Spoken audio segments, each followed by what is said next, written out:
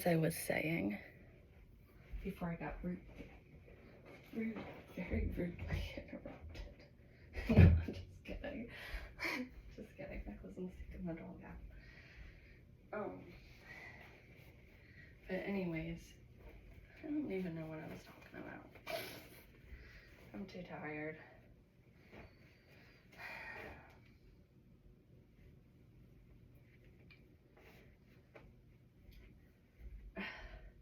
But honestly, if you guys don't do this regularly, which I think you should, at least every so often you should go through all your belongings.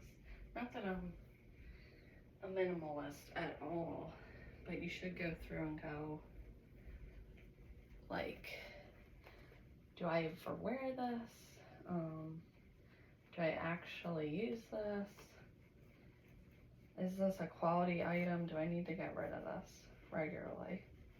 Like, when we moved from Arizona back home and we had to get rid of like 75% of our belongings, which the real estate agent told us that, I literally wanted to cry. Like, I was like, how could I possibly get rid of all my belongings? Like, that we had accrued,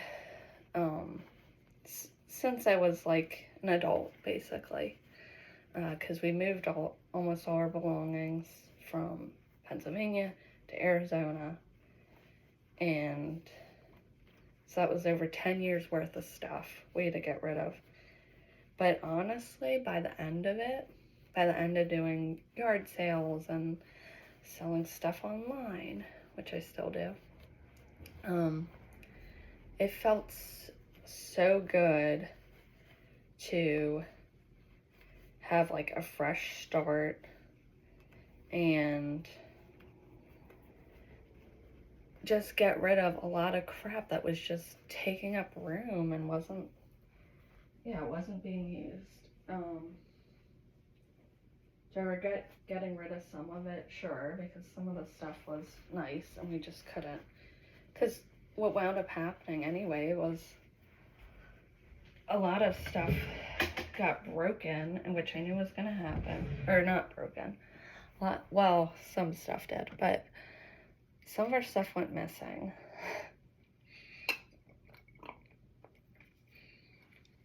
I don't know what happened to it.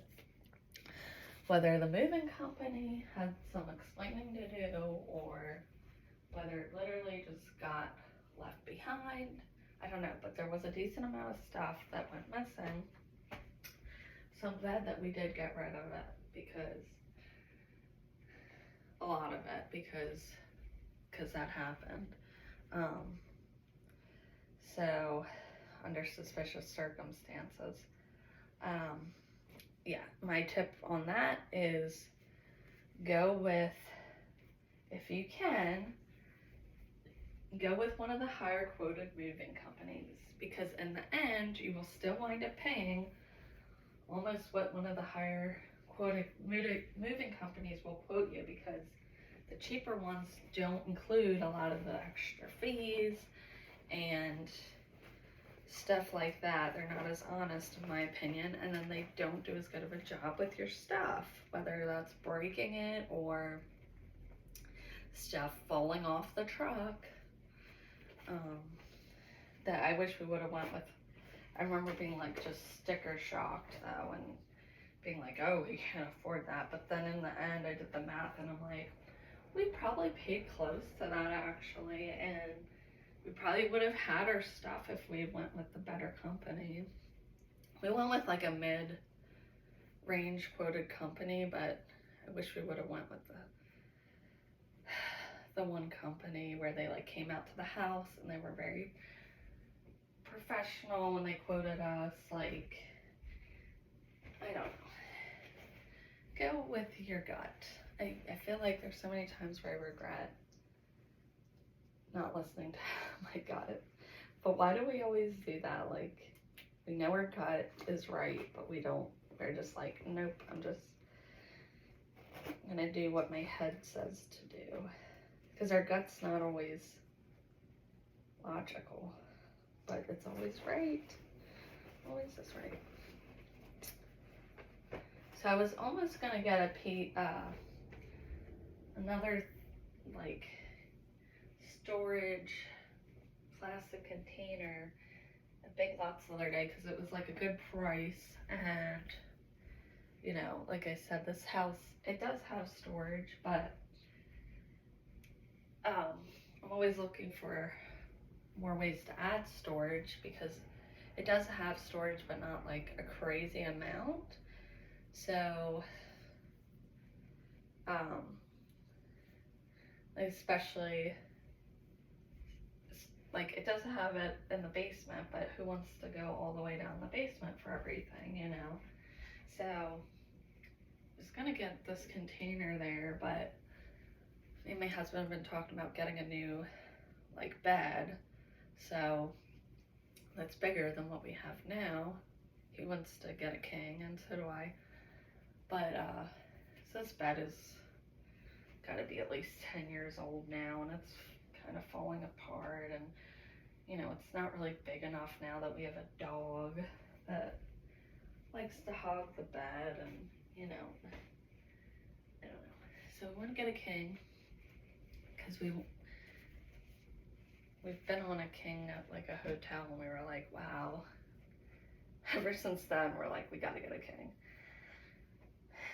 But I don't know if we're gonna get like furniture with that too, if it's included, or so I don't want to buy like too many things just yet because I want to see how that fits in the room before I do that. But I did get a shower caddy. I couldn't think of the name of it. It was like the shower holder thing. Yeah, the shower caddy. I did finally get one of those for our master shower.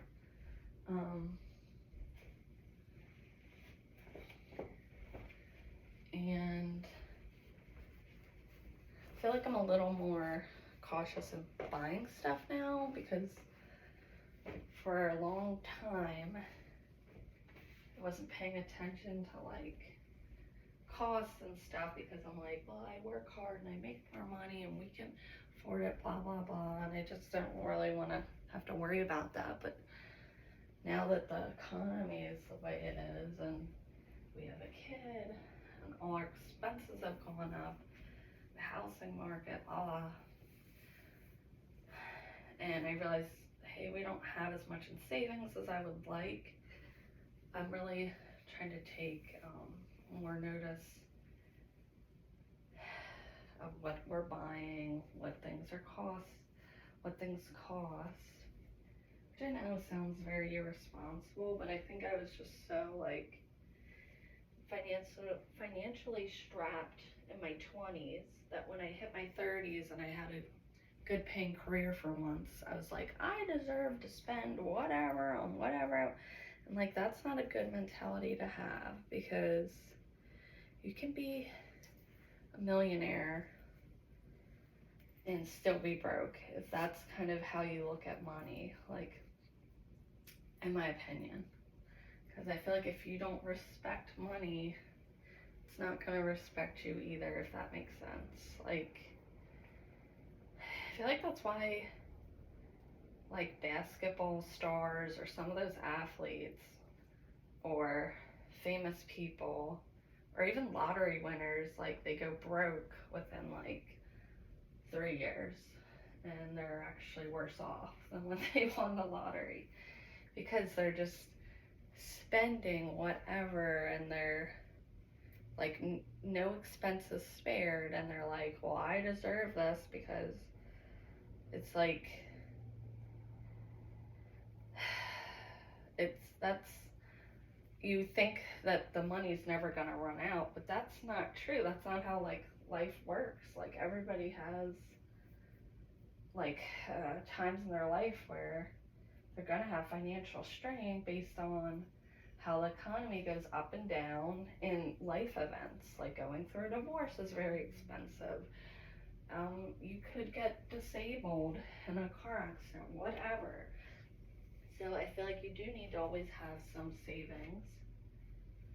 And this is coming from me who doesn't have savings, but I'm trying to get there, and that's why I'm working extra shifts and being more frugal. And but I'm not gonna go back to how I was in my 20s, where like I was so frugal back then. I wouldn't even like, if I was hungry, like starving, and felt like I was gonna pass out, I wouldn't get food till I was home because I was like, I don't have money for that. Or if I was so thirsty, I was like, oh well. And like you can kind of get away with that in your 20s because you're pretty healthy when you're younger, right? But if you keep treating your body like that, like crap, it's gonna catch up to you. Like, so I'm trying to get away from that. Again, it's a balance of like, you should be frugal, but not like where you don't enjoy your life. Like you're never going out or never going out to eat or being stingy with like friends and stuff. Like, you don't want to be like that. But on the other hand, you don't want to just be like not mindful at all of what are your expenses, like what's your budget, because then you can get into trouble. Like, I feel like that's how people get into trouble too with buying homes that they can't really afford.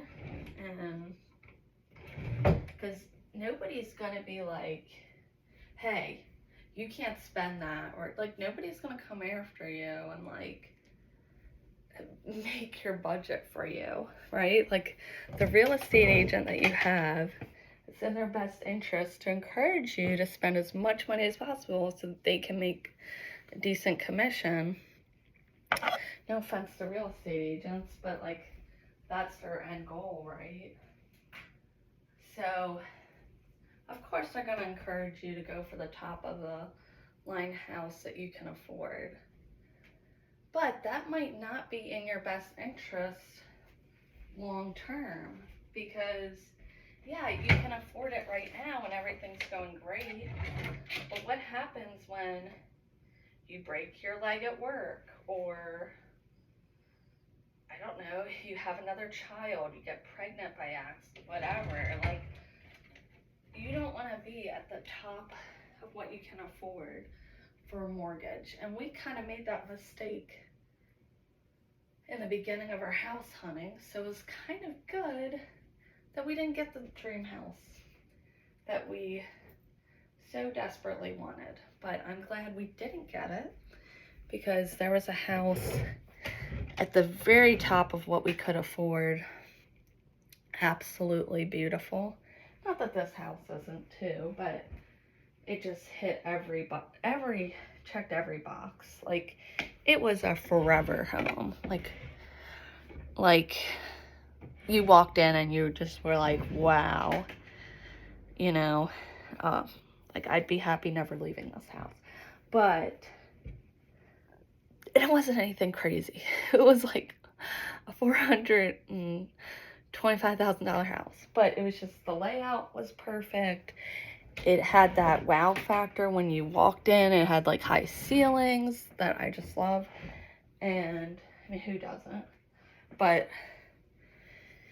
the kitchen was huge. It had a huge pantry. Like, it had 4 bedrooms, which we really only need 3. But I'm like, the 4th one just adds perfection.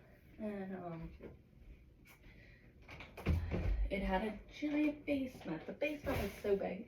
It had 2 rooms. It wasn't just a one giant basement room like we have, but it had a big basement room, and then it had a little exercise room or whatever you wanted to do with it in the basement. So, but, you know, of course we weren't the only ones who fell in love with that house. So it had a gazillion offers, and it had been well maintained. Like, you could tell the people, I don't know why they sold it, but they had to move or whatever, downsize. But we put in an offer, and I think there was like 10 other good offers. I don't know how many offers there were total, but at least 10 good. Like, can you imagine having so many offers and then not even that, but you have 10 really good offers to choose from? That would be hard. But because it was hard for us to choose, and we had 3 really good offers. We had a bunch of offers, maybe 10, but 3 that were like really hard to pick from. We sold our house in Arizona, but anyway, so this was one of the first homes we looked at, and of course our real estate agent was like, get this house, you know, I would take a house like this, like even I would live here. And she's kind of uppity, so well, you know what I mean, like a real estate agent isn't gonna pick a crappy house to live in.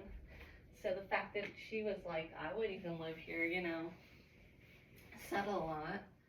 But luckily we got outbid, because afterwards, after all the excitement died down and whatever, I started doing the math, and I was like, which you should always do the math before you start bidding on houses, but we didn't really. Well, we kind of did, but didn't think it through enough.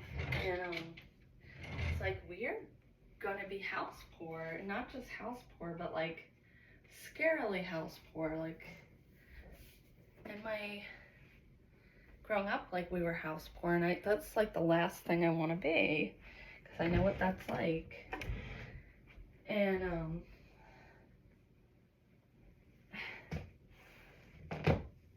so like, no house is, to me, is worth being house poor. That's just my opinion. But I don't know. I'm also somebody who likes to go out a lot, and I like to be able to spend money here or there, so that probably wouldn't have been a good fit for us. So I'm glad we didn't get that house in the end. So I think everything works out how it's supposed to in the end. Even if you're like, oh my god, that house was so perfect, and or that boyfriend, like, why couldn't he just commit and propose to me? Like, honey, you weren't meant to be with him. Like, that was in some way God doing you a favor, even though you couldn't see it at the time. Because I know I've had those moments, and now I look back and I'm like, thank God. Even though I was so heartbroken at the time.